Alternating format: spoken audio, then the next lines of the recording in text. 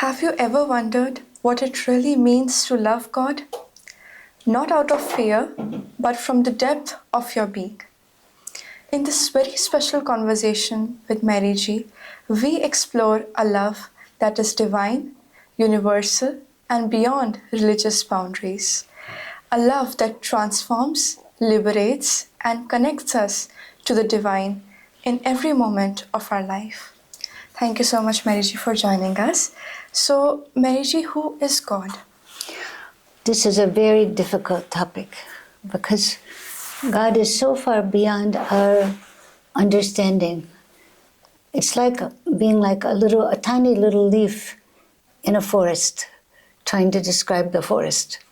And the leaf just knows its immediate surroundings. It's totally enveloped by the forest. It's its home. It's part of the forest. But what does it know of the whole thing? So we just have little glimpses of that which we can't perceive with our senses. We know for sure all the saints have taught us about the same thing. They've all pointed to the same thing. Saints and prophets of all religions have met and tried to describe, or at least point us toward, the great truth that's pervading everywhere, the great love, absolute unconditional love from which everything was created, the great power, the great wisdom that have been here since the very beginning, far before us, far before humans, way, way back to beginning of time, and time doesn't even have a beginning according to modern physics. So how can we, being like little leaves in the forest, grasp the forest? But it exists. Just because we only have limited perception doesn't mean that what we can't perceive doesn't exist.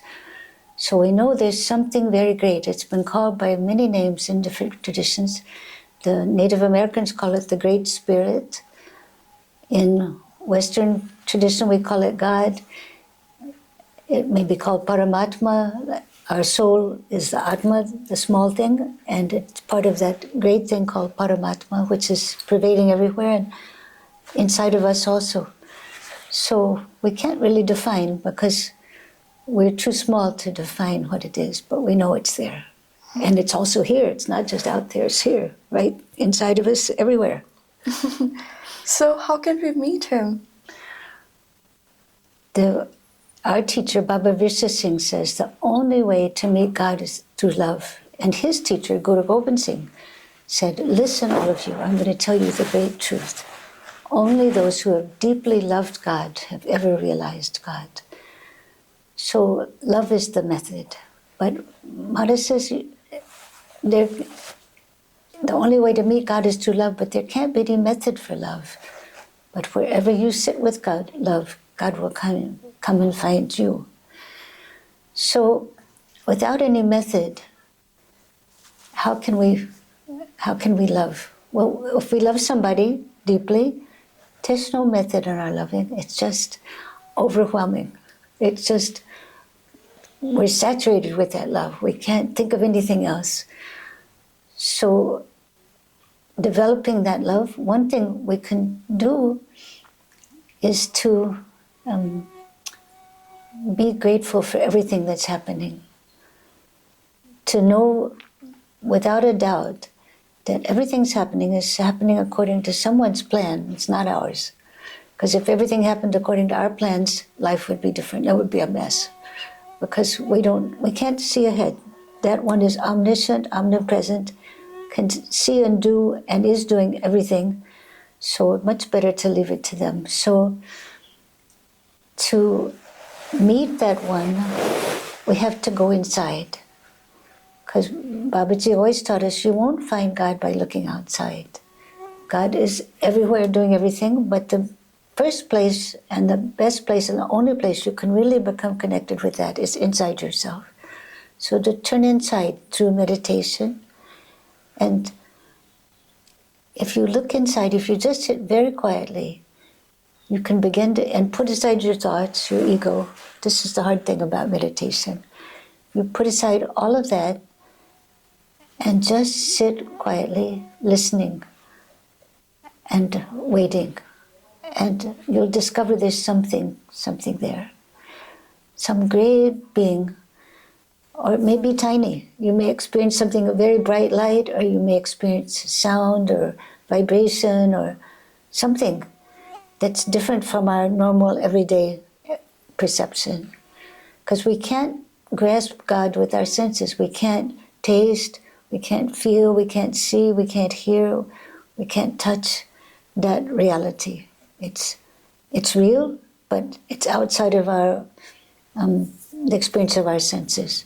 But if we turn inside, and inside us is living what we call the soul. And the soul is part of that. So soul knows that as the great truth that it's part of, the great power, the great love that it's part of.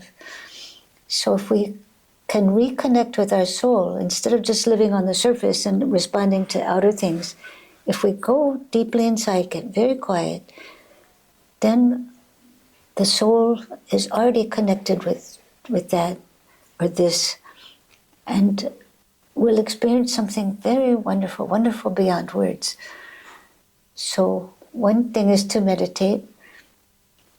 Another thing is to, as I said, see God in everything. Just keep, everywhere you look, keep thanking God, thanking God. God did this, God did that. Because it's the truth. There's some invisible reality at work. And it's closer to us than our hands and feet, Guru Granth Sahib says. Or Granth Sharif says it's closer than our jugular vein. And that's like the life point, the most vulnerable life point. And inside of that is where our life is closest to the surface. So we just keep going inside, inside, inside. And Maharaj says, look inside yourself. You'll find everything there. To describe this thing that's everywhere and also present inside of us is impossible. But the scriptures of all religions have tried to help us, the prophets of all, help us see that thing, perceive that thing, which we can't see or perceive. And one of the most beautiful, maybe the greatest description of God that I ever found anywhere is Guru Gobind Singh's Jap Sahib. Because he has experienced that, the fullness of that which we can't perceive. And he is telling us in waves and waves and waves of praises of the one he loves, the one he met everywhere. He calls that thing, this thing, him, her, it. We don't even have a proper pronoun for it. So some people say they and them. So he calls them the most wondrous being, the sweetest breeze, the most beautiful non-physical form. These are the kind of things that we find in Jap Sahib. So when we read Jap Sahib, waves and waves and waves of these praises of God, keep feeding our consciousness, keep feeding our mind with that which we don't know. And gradually we begin to know a little more, and our concept of God, God's not a mental construct, but still we know through the mind, gets vaster and vaster and vaster. And the longer as we live, we can get closer and closer and closer to that thing, and ultimately merge with that. That's what we want. Because that's when you really love someone, you just want to be one with them. You want to be with them all the time. You don't want to think about anything else. How do we feel this kind of pure and divine love for him? I don't know if it's as natural as breathing. It seems to me now that it is. But I don't know if we know when... I can't remember very much about being a baby. Most of us don't. We don't know if it's natural to us when we're born. I think most of what we learn is somebody or something calls us inward, calls us to experience everything as the manifestation of God. But some people are lucky enough to have a grandmother who teaches them something about the presence of God. Even in times of Soviet Union, when people were not allowed to speak about God, it was outlawed. It was religion was the opiate of the people, and not considered a useful way to construct an ideal society. But the grandmothers were the ones who kept the faith alive, and in secret ways, they taught their children, their grandchildren, not their children, but mostly their grandchildren. So if we're lucky enough to have a parent or parents who themselves have experience of God, then we begin to learn in everyday ways. You bow, you love, you give flowers, you to some manifestation of God. There's something great that we can't see, but here's a prophet, here's a holy being, here's a saint that we can, through which we can experience that great one. So again, it's on the one hand very natural, on the other hand it's not in everybody's normal experience to love God. But to start loving God, just start, you can make a habit of thanking God for everything that happens. Anything, Mara said that Guru Gobind Singh was always thanking God. Everything he was saying, Tat Prasad, the fan was moving, Tat Prasad, it's your blessing. Some food came, Tat Prasad.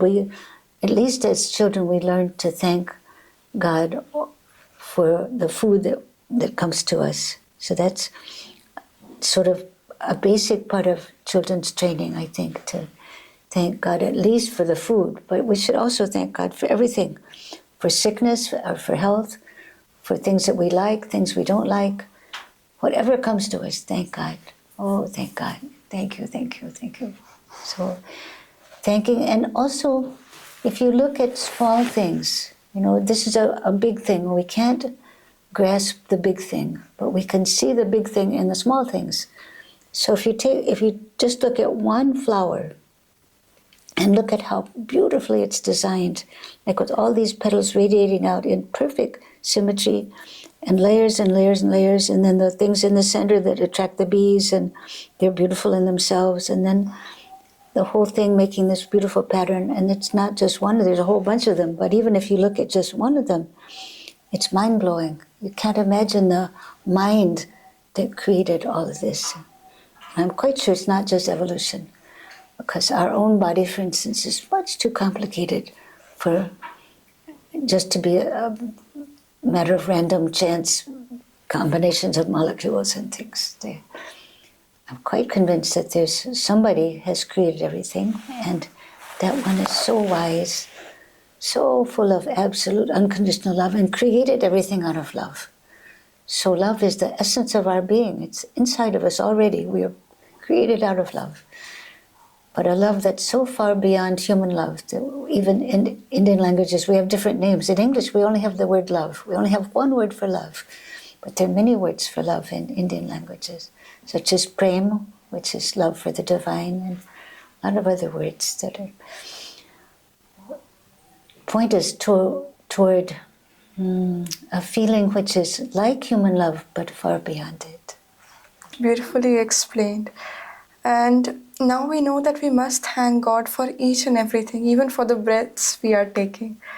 So, how do the lovers of God describe this relationship? Maharaj Baba Virsa Singh taught us it's very important to make a relationship with God. God can be your lover, God can be your father, God can be your mother, God can be your dear friend, God can even be your child.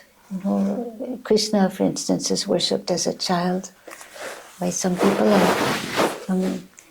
But once you make some kind of relationship with God, it becomes very intimate. It's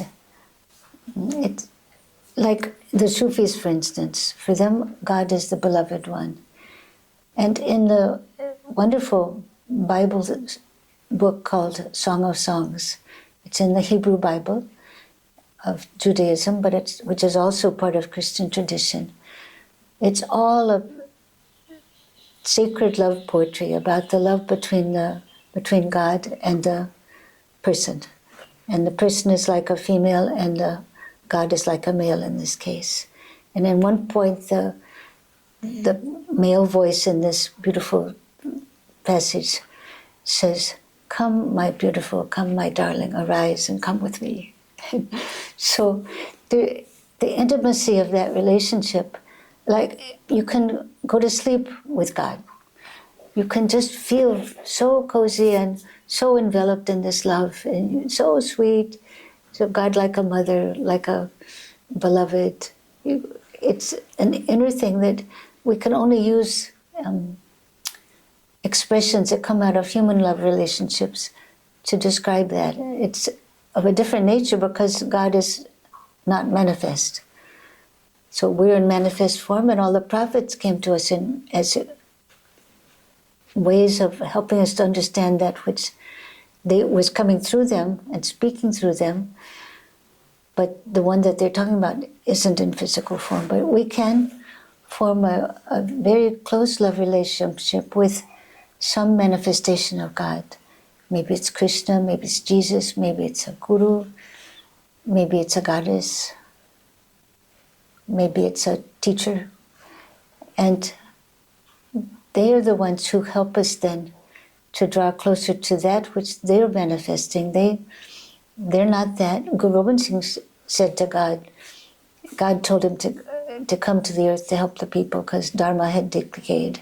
And Guru Gobind Singh really preferred to stay in his masti and his blissful meditation on God. But he said, all right, I'll go down there. But if anybody regards me as God, he should go to hell. So in Sikh tradition, you're not supposed to regard the gurus as God. But on the other hand, it's the gurus, it's the prophets who link us with that. So they're manifest and we can relate with them as a teacher, as a beloved teacher. But we're not supposed to put them on a pedestal as if they were God. They all refuse that position.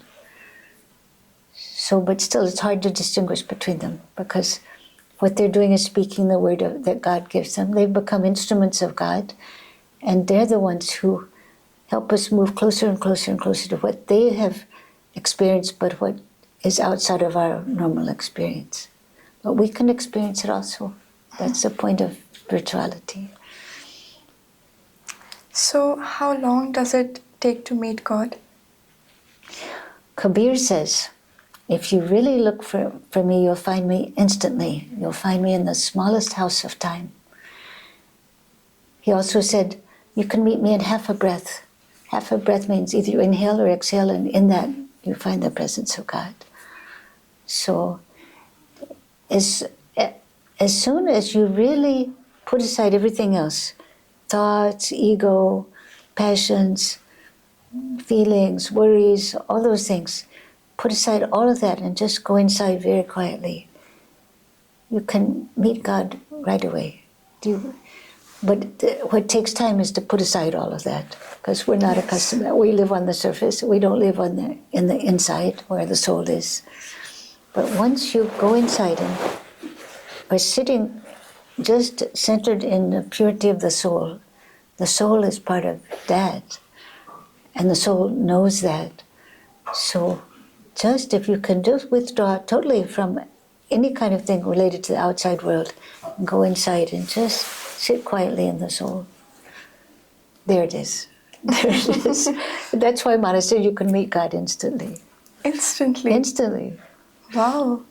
So when we'll meet God, when we'll be able to see Him, then what happens later? Mara says, once you taste that taste, other tastes have no interest for you. They're not tasty anymore. That's the one thing you want. You don't want anything else. You could be happy just sitting under a tree. You could be happy in tattered clothes. You could be happy in sickness. You could be happy while dying. You could be happy while people are angry with you. You experience a peace that's beyond human understanding and beyond the experience of normal human life. And if you really love that one, the only thing you want to do is stay as close as possible to that one all the time. So anything that takes you away from that, like watching a movie with violence, for instance, that doesn't bring you closer to God. That just gives you horrible emotions. And So you don't want violent things. You don't want things that distract you from that central relationship with God. And you begin to lose your self-consciousness. I grew up very self-conscious as a child because everybody, I felt like everybody was watching me, judging anything I did. We're sort of trained to try to please other people and not annoy people or whatever, or dress in such a way that everybody will think we're beautiful or whatever. But once you have that relationship with God, God seems to like cleanliness. We learned that from Baba Virsa Singh. He likes cleanliness. Maharaji does, and we can't call God he, but for a lot of us, that's the only pronoun that we're accustomed to using. But in any case, they like clean places. So if we want to stay in touch with Him, our inside should be clean. That's where they're living, that's where we're in touch with Him. So we don't want to clutter that inner house, that inner palace, that inner temple with all sorts of trash, low-level thinking, negativity, hatreds, jealousies, any of that. There's no place for that in that inner pure place. So if we've had any little taste of that presence of God, it's the one thing we want more than anything else. And we actually would like to merge with that. We don't even want to be separate from that. But we just begin to serve and see that same one in all of creation. If you see an old person or a sick person or an animal in trouble or whatever, even an ant, people who love God don't want to step on an ant, so they're very careful where they walk. And I noticed it yesterday. I was just sitting having my lunch, and because we eat outside here, and I was watching an ant, and an ant has a shadow, and the shadow follows it everywhere.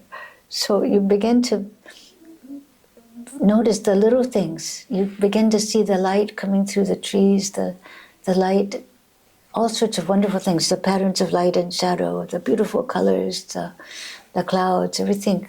If your mind's not cluttered with externals, and yet rather is coming from a place of love of that which has created everything, then wherever your eyes fall, you see the beauty of that. So you become much more careful about your life. You don't want to hurt anything. And you just see everywhere you look, there's wonders. I mean, we don't see much at all. We have eyes, but we don't use them to see the beauty of the world, the beauty of creation. Even in the beauty of the human creations, all the things we've made, like divas, for instance. A diva is not something that was directly made by God. It was made by human hands, and then human put oil in and bhatti and a wick in and then lit it.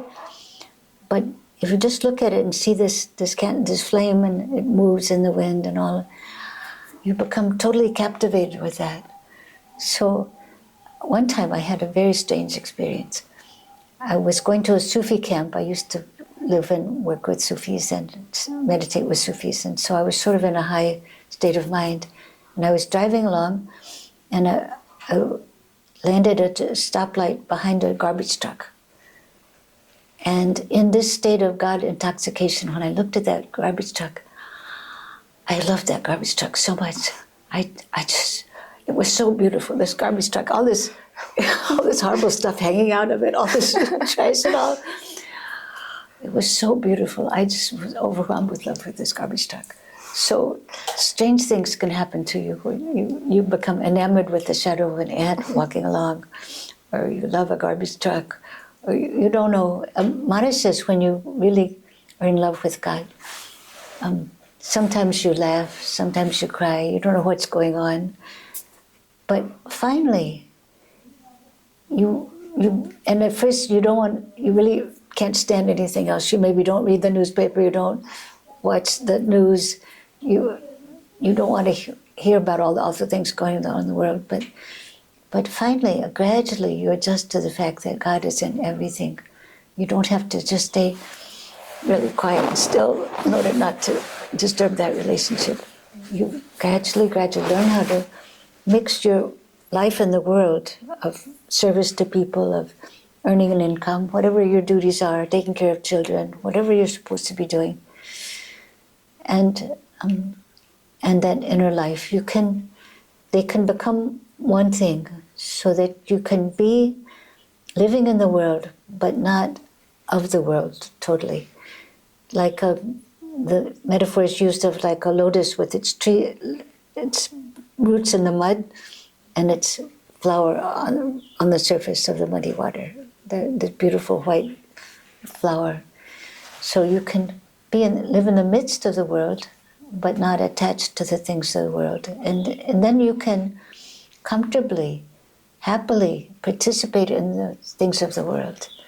You can, as they say in the Zen oxo herding pictures, the last stage of spiritual evolution is that you come, after all these spiritual experiences that are inner and private and just you and that, you come back with the mind under control, the senses under control, all that stuff is pacified, you're not bothering you anymore, and you're able to live in the world and come back into the marketplace, they say, with helping hands. So you can do the work of God in the world once you finally move through the initial stages of separation, inner separation from that, so you can just concentrate on this. There's no reason for us to be separate from the world. And Guru Granth Sahib has written, if all the good people retreat to the mountains to meditate, who will save the burning world? So that's our real work, is to be here in the world, helping people all the time, in whatever ways they want us to, and always be connected with God.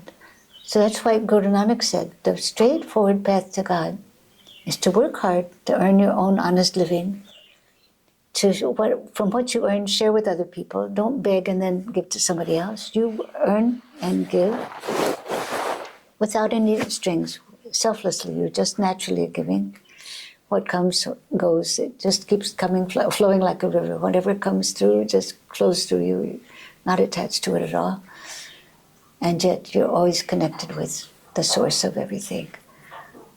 So life becomes very simple, very easy, because